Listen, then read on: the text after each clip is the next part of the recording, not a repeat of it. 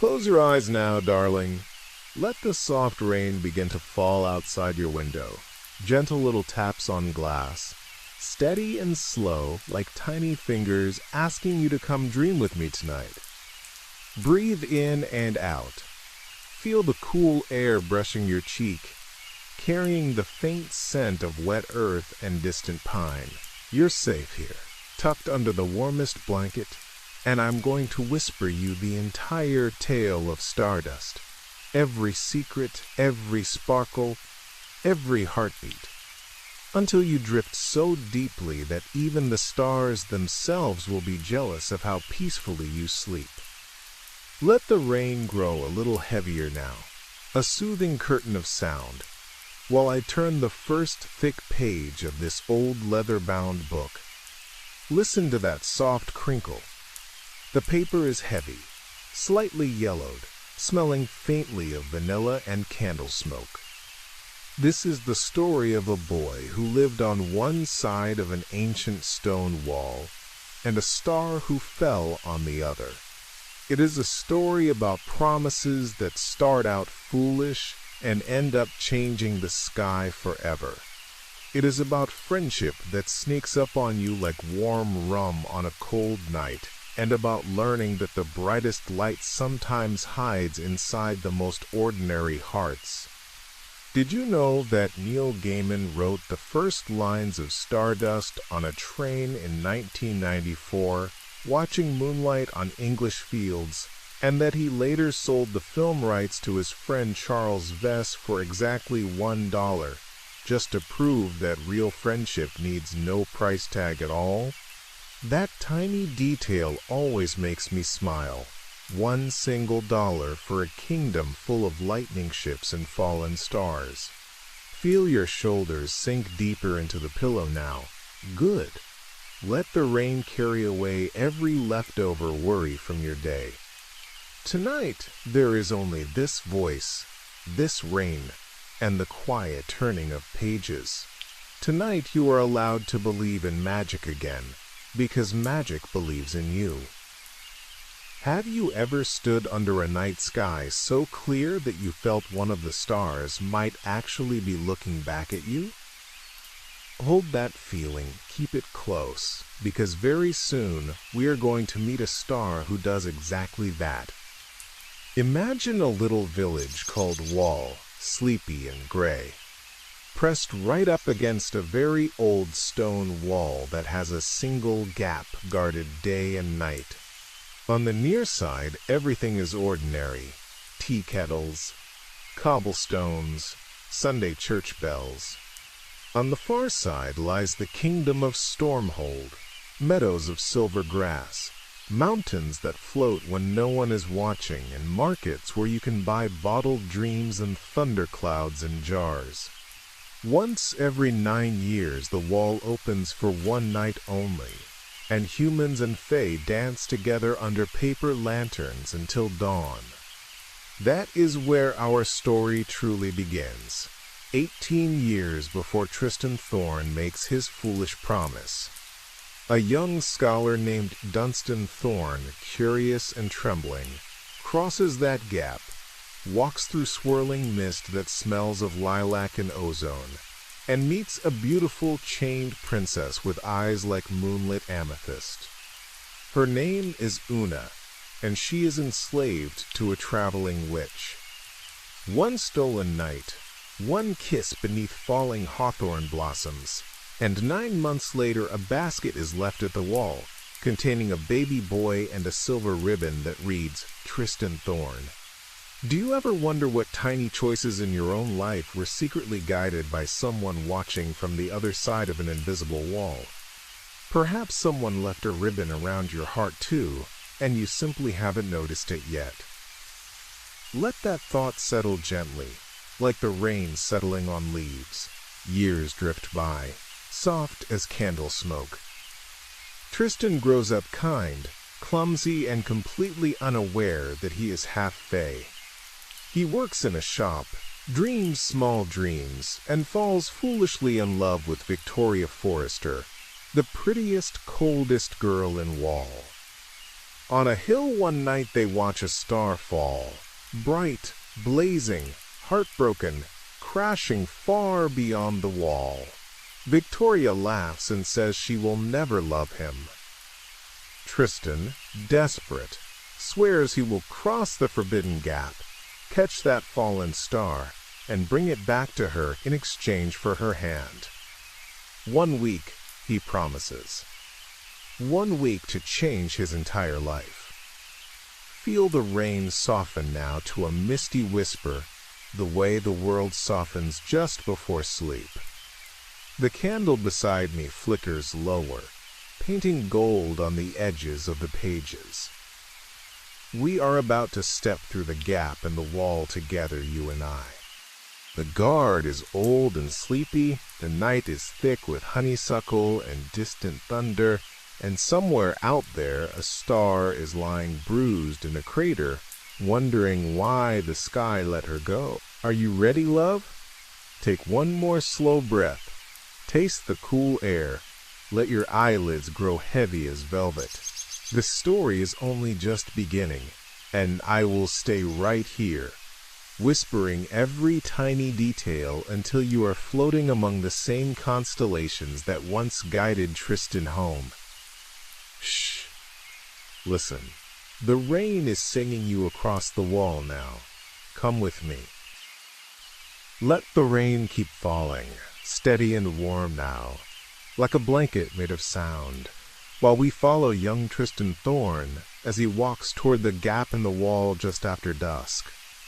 The air smells of wet stone and crushed mint leaves that grow wild between the cracks. His boots scuff softly on the dirt path, each step a little quicker than the last, because his heart is racing with a kind of hope that makes your palms sweat and your stomach flutter like trapped moths. The old guard is dozing on his stool, pipe smoke curling lazy around his beard. Tristan slips a silver coin into the man's pocket, a bribe he saved for months, and steps through the gap before courage can change its mind.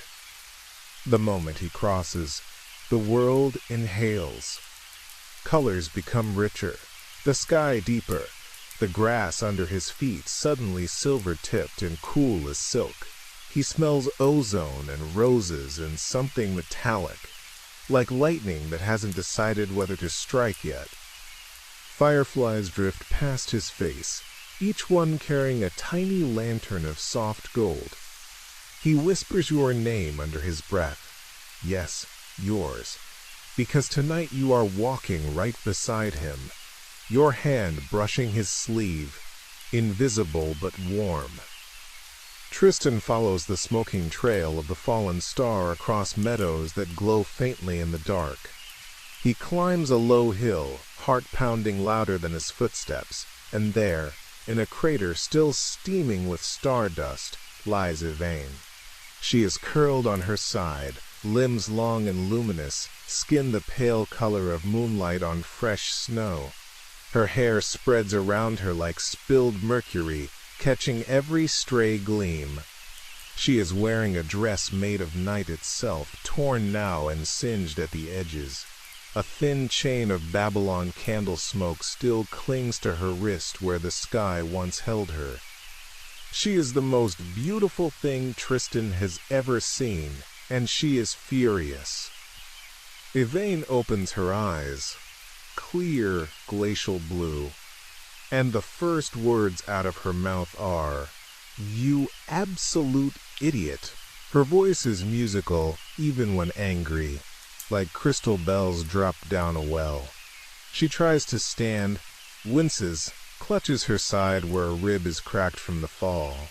Every movement makes her glow flicker, dimmer, brighter, dimmer, like a candle in wind. Tristan, stunned, drops to his knees and reaches out. She slaps his hand away so hard, the sound cracks through the night like a small whip. Trivia moment, darling. Did you know Claire Danes practiced glowing for weeks by standing under different colored lights until she could make her skin catch the camera just right? She said it felt like learning how to breathe starlight. Can you imagine trying to breathe starlight? Close your eyes and try in through the nose, cool and sparkling, out through the mouth, warm and gentle. Tristan stammers that he has come to take her back to Victoria.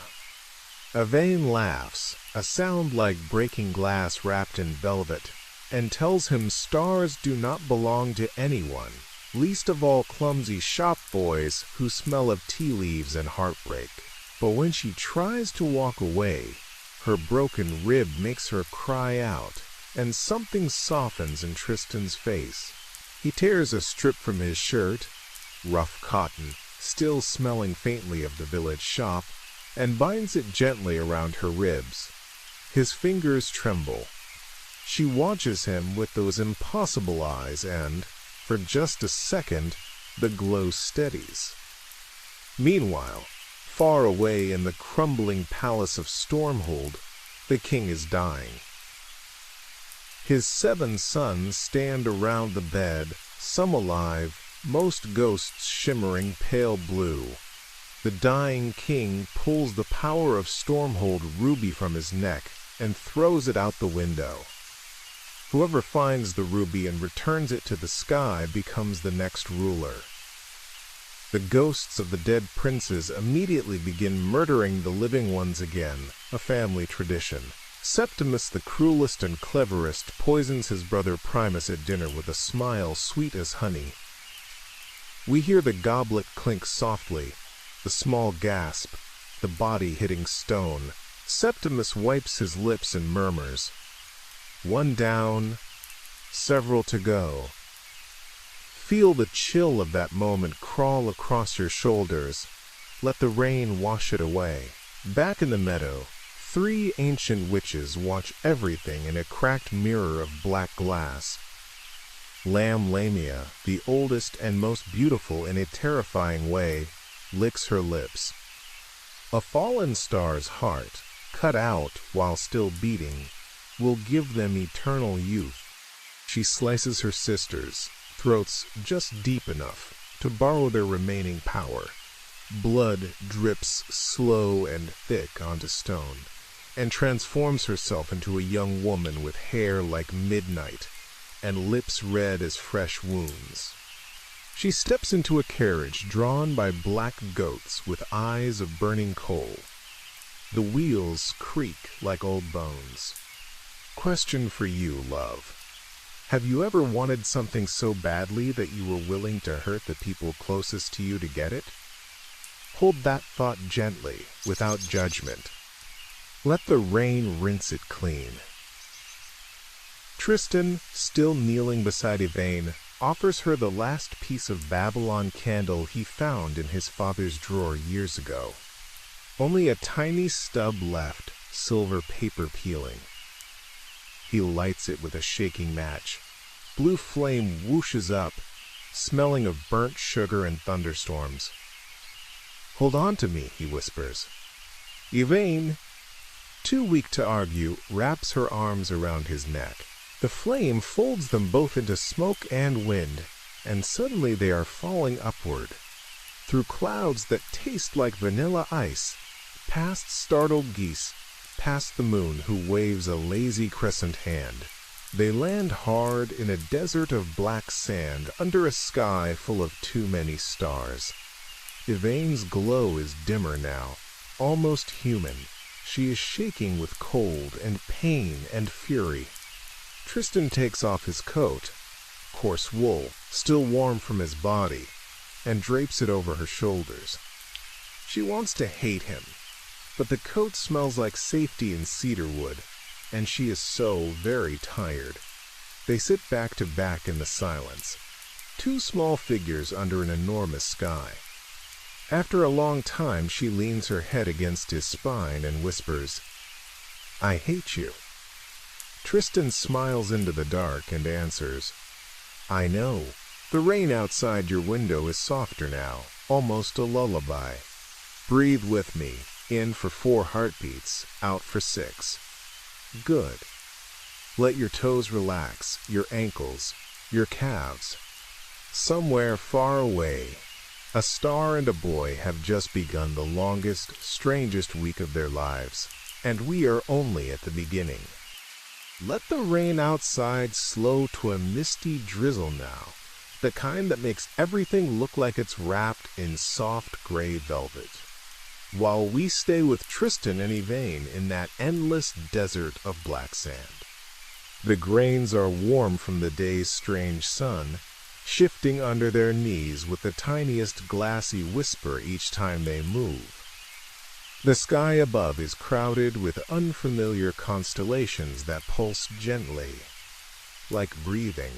Yvaine sits with her arms wrapped around herself, the borrowed coat swallowing her small frame, and every time she breathes out, you can see a faint shimmer leave her lips, starlight leaking away. She is terrified she will become mortal and forget the taste of nebulae. Tristan builds a tiny fire with dead thorn brush he finds scattered around an ancient skeleton half buried in the sand. The flames are blue at the base, gold at the tip, and smell faintly of cinnamon and burnt sugar. He offers Yvaine the last of his bread, slightly squashed, wrapped in wax paper from the village shop. She takes it with 2 fingers, as though it might bite her, then eats in tiny, suspicious nibbles. Crumbs fall onto the coat and glow for a second before fading. He watches her and feels something new in his chest, something warmer than the fire and heavier than guilt. Trivia, whispered very close to your ear. The desert scene was actually filmed in Iceland at midnight in June, when the sun barely dips below the horizon. The crew had to wait for the 1 hour of true darkness, and Claire Danes said she could feel the cold seeping into her bones exactly the way Yvaine feels the sky slipping away from her. Can you feel a little of that cold now, just on the tips of your fingers? Good.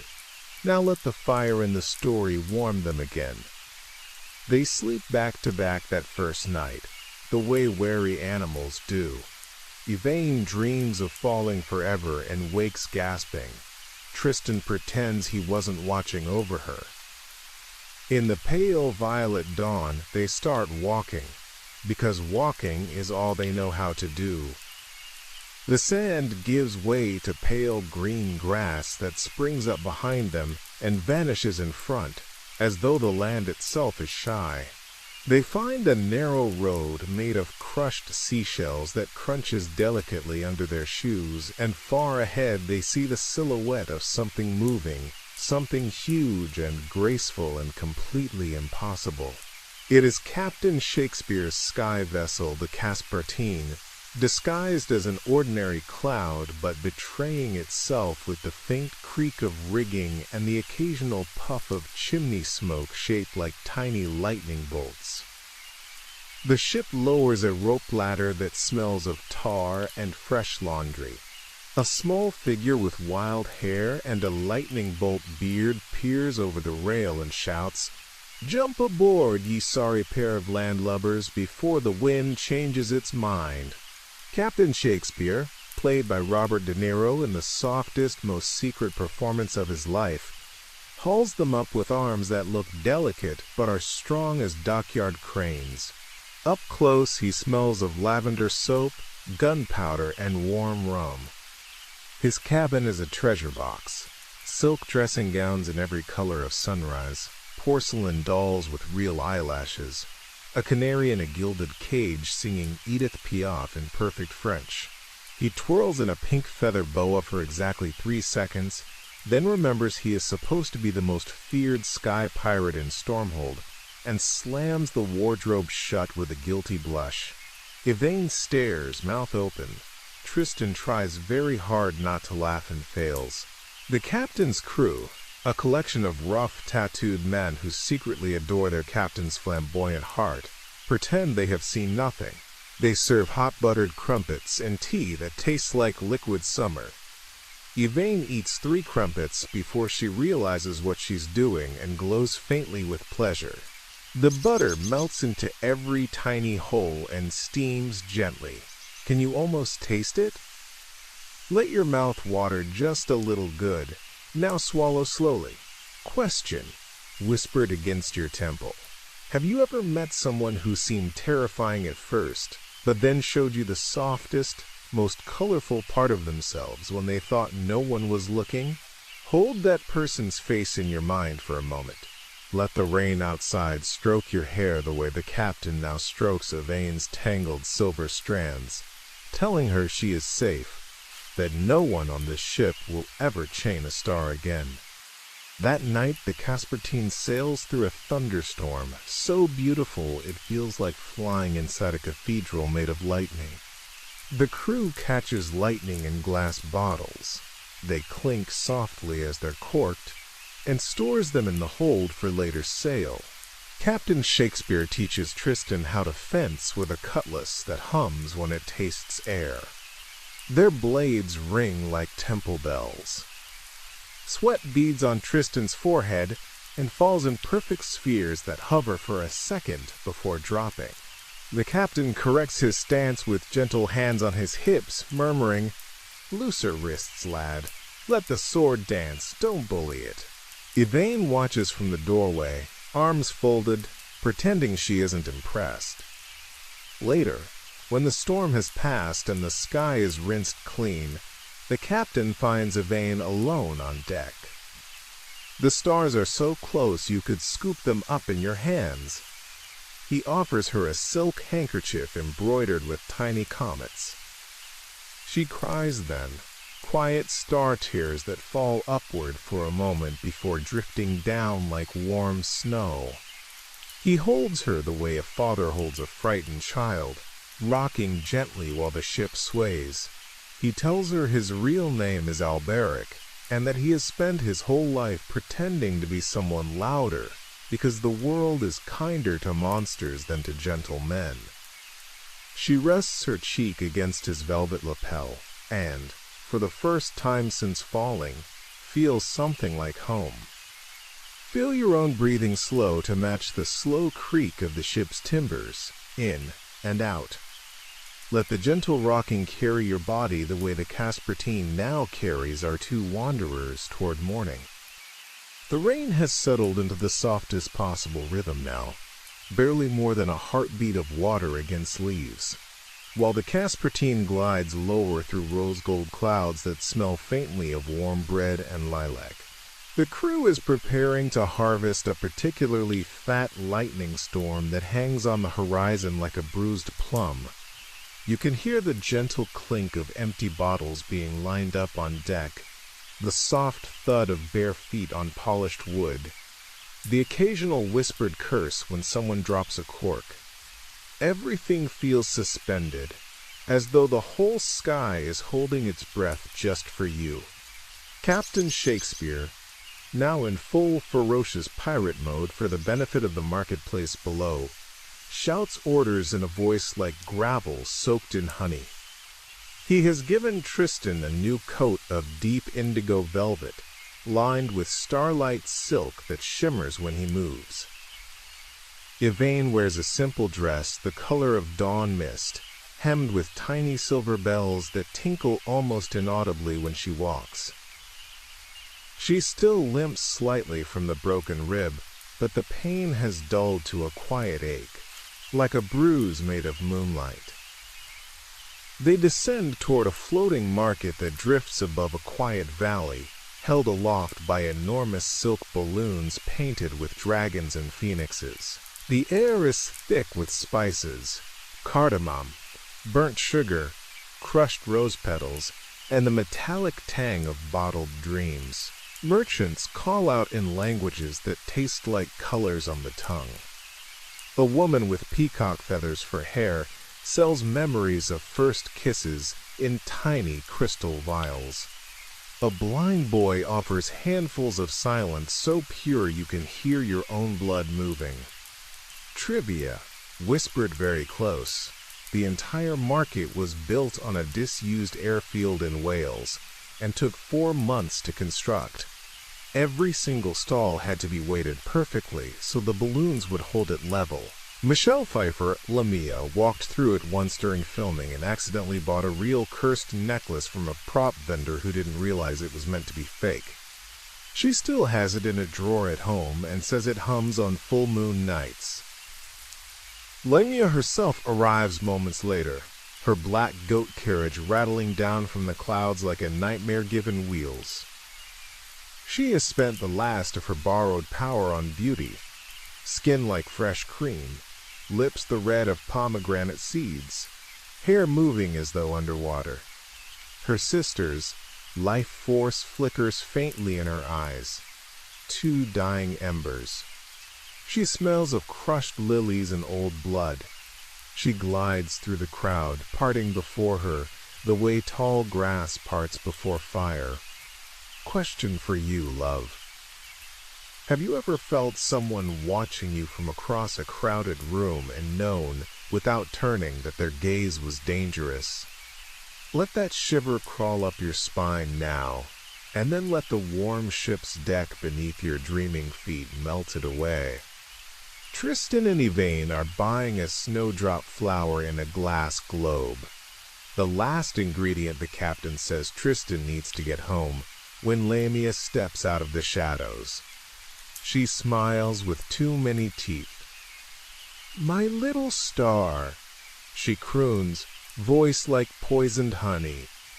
She raises one perfect hand, and every bell on Yvaine's dress rings at once, loud and panicked. The market freezes. Time feels thick, syrupy. Captain Shakespeare appears as if conjured, cutlass drawn, boa fluttering like battle flags. He roars a challenge that makes the balloons tremble.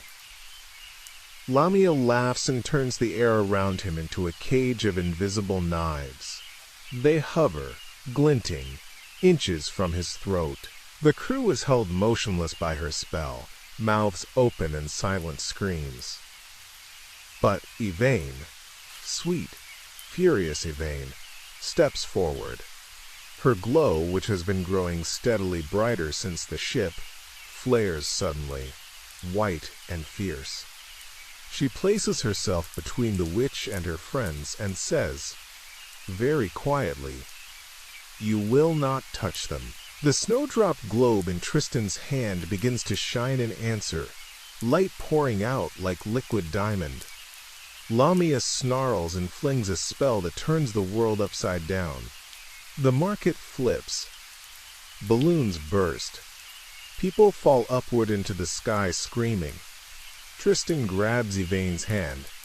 Her skin is burning hot now, and the captain seizes both of them by the waist. Together they leap from the collapsing deck, just as Lamia's magic tears the entire market to ribbons. Silk dragons rip apart with sounds like mourning wails. Bottled dreams shatter and spill rainbows across the clouds. They fall and fall, wind screaming past their ears, hair whipping, clothes snapping like sails. Yvaine's glow wraps around them all like a comet's tail. Just when the ground is rushing up too fast, the captain throws a captured lightning bolt like a harpoon. It strikes a passing thundercloud and explodes into a net of electricity that catches them, slows them, lowers them gently into a quiet forest of silver birch trees, whose leaves tinkle like glass wind chimes. They land in a heap, breathing hard, covered in leaf dust that smells of vanilla and thunderstorms. The captain's boa is singed at one end. Yvaine is laughing and crying at the same time, tears falling upward again before drifting down as warm snow. Tristan's heart is beating so loudly he is sure the entire forest can hear it. He looks at Yvaine, really looks, and realizes he is no longer doing any of this for Victoria. He is doing it for the stubborn, luminous creature curled against his side who just saved all their lives. Another quiet question, barely louder than the rain. When was the last time you realized the thing you thought you wanted wasn't the thing you needed at all? Let that realization settle soft as birch pollen on your tongue. Lamia, miles away, screams in rage. Her borrowed beauty is already cracking. One cheek sags, a strand of hair turns iron gray. She slashes her own arm and drinks the blood, buying a few more hours of youth. She knows the star is stronger now, glowing with something more dangerous than starlight. Love beginning to burn. The forest around our three friends grows darker, sweeter, older. Fireflies drift between the trunks like slow golden snow. Somewhere an owl calls with a voice like distant church bells. The captain brushes leaf dust from his coat, kisses Yvaine's forehead, punches Tristan affectionately in the shoulder, and tells them this is where he must leave them. His ship is gone, but he has a new destination, a quiet port where he can finally be Alberic without pretending. He gives Tristan the last Babylon candle, only a fingernail's length left, wrapped in silver paper that still smells faintly of his father's drawer. He hugs Yvaine so hard her feet leave the ground. Then he walks away into the trees, humming Edith Piaf under his breath, until the fireflies close behind him like a curtain. Tristan and Yvaine are alone now, truly alone, with only the candle, the snowdrop globe, and the long road back to the wall. The rain in your own world has almost stopped, just a few final drops kissing the window like goodnight kisses. Breathe with me once, slow and deep, tasting birch and thunder on the air. The forest has fallen into the deepest part of night now, the kind of night that feels like velvet soaked in indigo ink, and the last drops of rain have turned to mist that drifts between the birch trunks like gentle ghosts saying goodnight. Tristan and Yvaine walk hand in hand along a narrow path made of moonlit moss that springs softly under their feet, muffling every footstep so the only sounds are their breathing and the faint silver bells on her dress that have somehow survived everything. The snowdrop globe in Tristan's pocket glows faintly, a heartbeat of soft white light against his ribs. They reach a small clearing where an ancient inn stands alone, built of dark wood and candlelight. The sign above the door creaks in a wind you cannot feel, painted with a picture of a sleeping unicorn. Inside, the air is thick with beeswax, cinnamon, and warm milk. A single innkeeper, a woman with eyes the color of storm clouds, greets them without surprise, as though fallen stars and half-fey boys arrive every night. She gives them a room at the very top, under the eaves, with a round window that looks straight up at the sky Yvaine once belonged to. The bed is wide and soft, covered in quilts stitched from pieces of old constellations. They wash in a copper basin filled with water that smells faintly of lavender and starlight. Yvaine's fingers tremble as she undoes the tiny buttons on her dress. The bruises from her fall have faded to faint violet shadows across her ribs. Tristan helps without looking too much, then looks too much anyway. When she steps into the candlelight wearing only his borrowed shirt, too big, sleeves falling past her fingertips, her skin glows so brightly the shadows retreat to the corners like shy animals. He swallows once, hard, and turns away to give her privacy she no longer wants. Question, whispered right against the shell of your ear. Have you ever stood on the edge of a moment so perfect that you were almost afraid to breathe in case it shattered? Let yourself stand there now, perfectly still, feeling the hush before everything changes forever. They lie side by side on the quilt without touching at first, staring up through the round window at the real stars, her sisters, who seem to lean closer, listening. After a long time, Yvaine rolls toward him, places her glowing palm flat over his heart, and says very quietly, "I think I am falling again, but this time I'm not afraid." Tristan kisses her then. Slow, careful tasting of snowdrops in terror and wonder. The moment their lips touch, her light flares so bright the entire room becomes daylight for 3 heartbeats. Outside, every star in the sky flares in answer, a silent celestial cheer. Trivia: soft as candle smoke. Matthew Vaughn shot that kiss 18 times because the practical light rigged inside Claire Danes kept overheating and shutting off. On the 19th take it worked perfectly, and both actors cried real tears that weren't in the script. Sometimes magic refuses to be manufactured. Morning finds them walking again, closer now, fingers laced so tightly it would take an act of gods to separate them. They reached the wall much sooner than expected. Love compresses distance the way sorrow stretches it. The gap is there, guarded by the same sleepy old man who now has a black eye and a grin. Victoria waits on the other side in her Sunday best, impatient, tapping her foot. When she sees Tristan step through holding the hand of a radiant woman made of actual starlight, her mouth opens and nothing comes out. Septimus arrives at that exact moment, riding a stolen horse black as midnight, cloaks snapping like ravens, wings. He has murdered every brother, collected every ghost, and wears the ruby around his neck on a chain of iron. His eyes are flat and dead. He demands the star. Tristan steps in front of Yvaine without thinking. Septimus laughs and draws his sword. Lamia appears last. Beauty almost completely rotted away now. Skin hanging in folds, one eye milky, lips cracked and bleeding. She has followed the scent of starlight and love across half a kingdom. She raises both skeletal hands, and the ground splits open.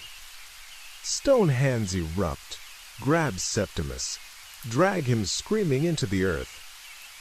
Payment for disturbing the dead prince's rest. His crown rolls across the grass and stops at Yvaine's feet. The final battle happens in the old observatory just beyond the wall, a ruined tower full of broken telescopes and star charts yellowed with age. Lamia corners them among the dust and cobwebs. She turns the air thick as honey, traps Tristan in chains of shadow. She advances on Yvaine with a knife made of frozen screams. Yvaine does not run. She stands very straight, lifts her arms and simply shines. All the love she has learned, from the captain, from Tristan, from every small kindness along the way, pours out of her like sunrise poured through crystal. Lamia ages centuries in seconds. Her knife melts. Her body collapses into ash and moth wings that drift away on a wind that was not there before. The ruby rises from the grass, floats to Yvaine, settles around her neck. The sky opens in a perfect circle of light. A chariot of starfire descends, 7 white horses made of nebulae, and her mother, the moon herself, in the shape of a tall woman wearing dawn, steps down. She kisses Yvaine's forehead and says, "You were never fallen, child. You were sent." Then she looks at Tristan with eyes full of galaxies and adds, "And you caught her with your heart instead of your hands. That is the only way anyone ever truly catches a star." Victoria, watching from the edge, finally understands. She walks away without a word, tears on her cheeks that will one day become someone else's story. Tristan and Yvaine rise together into the sky. No candle needed now, and rule Stormhold for 80 years of perfect sunsets and gentle winters. when they grow old. He first, she choosing mortality so they can leave together. They climb the highest mountain, lie down side by side, and become twin stars that burn brighter than any others. Sailors in every world still navigate by them. Lovers still wish on them. And on quiet nights, if you look very closely, you can see two tiny figures holding hands across the darkness. Feel your whole body heavy now, sinking deeper into the bed, every muscle letting go, every thought softening, like warm wax. The story is almost over, love, and you have traveled so far with us. The mist outside your window has thinned to almost nothing now, only the faintest silver veil between you and the quiet street lamps. And the rain has become the softest memory of rain, a few last drops sliding slowly down the glass like tears that have decided they are happy after all. Inside this room there is only the low glow of the candle beside me, the gentle creak of old wood settling, and the slow, steady rhythm of your breathing matching mine. You did it, darling. You walked the entire kingdom of Stormhold with Tristan and Yvaine, felt every sparkle of stardust on your skin, tasted the lightning on the wind, and carried their love all the way to the very last page. Let your fingers unclench now. Let your shoulders melt.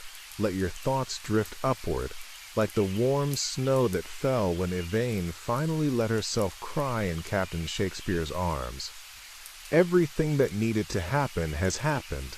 The ruby is back in the sky. The witches are dust and moth wings. The skyship sails on under a gentler captain, and two ordinary hearts, one half fey, one made of ancient light, have become the brightest constellation anyone has ever seen. Trivia, whispered so close it tickles the tiny hairs behind your ear. On the final night of filming, the crew climbed the real mountain in Scotland where they shot the ending.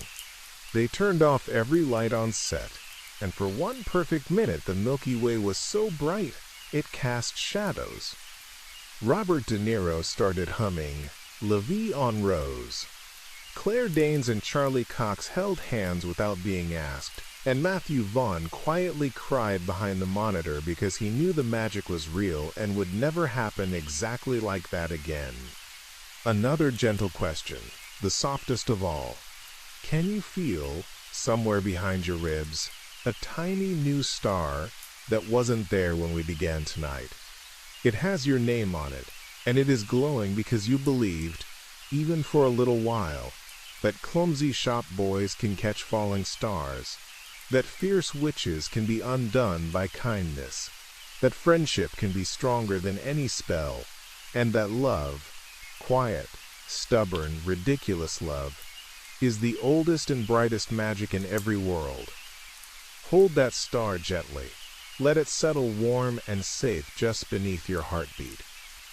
Whenever life feels too heavy, too gray, too much like the wrong side of the wall, close your eyes and remember you carry Stormhold inside you now. You carry the smell of lightning in glass bottles, the taste of buttered crumpets on a flying ship, the sound of silver bells on a star's dress, and the certainty that someone, somewhere, is looking up at the same sky wishing on the light you helped make real. The candle beside me has burned down to a puddle of soft gold. The old book's size shut, leather cover warm from all the places our fingers rested together. Outside, the very first bird of morning tries one sleepy note and decides it is still too early. Everything is quiet, held, perfect. Last reflection, barely more than breath. You are loved by stories, by stars, by strange sky pirates with lavender hearts, and by this voice that will stay right here until you are completely asleep. There is nothing left to do now except let go. Let the twin stars of Tristan and Yvaine rock you the way the Casper team once rocked through thunder. Let the snowdrops in the glass globe keep shining inside your dreams. Let the wall between ordinary and miraculous dissolve like morning mist. Good night, my brave traveler. Good night, my glowing one. Good night. I'll be here among the pages if you ever need to cross again. Sleep now. Sleep deep. Sleep bright.